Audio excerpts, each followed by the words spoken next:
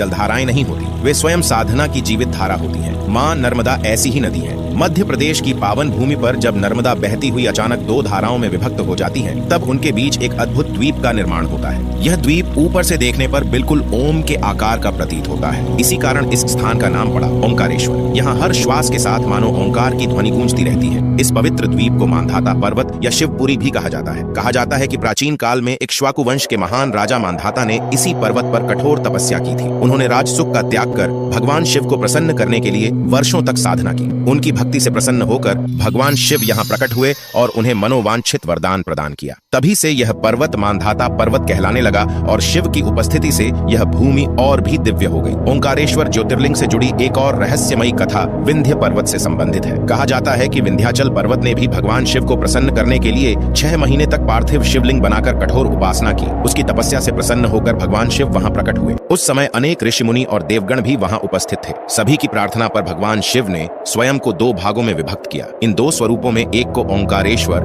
और दूसरे को ममलेश्वर कहा गया। ओंकारेश्वर नर्मदा के उत्तर तट पर स्थित है, जबकि ममलेश्वर दक्षिण तट पर। भले ही दोनों मंदिर अलग अलग स्थानों पर हैं, लेकिन शास्त्रों में इन दोनों को एक ही ज्योतिर्लिंग माना गया है। कहा जाता है कि जब तक भक्त दोनों के दर्शन नहीं करता, तब तक ओंकारेश्वर की तीर्थ यात्रा पूर्ण नहीं मानी जाती। ओंकारेश्वर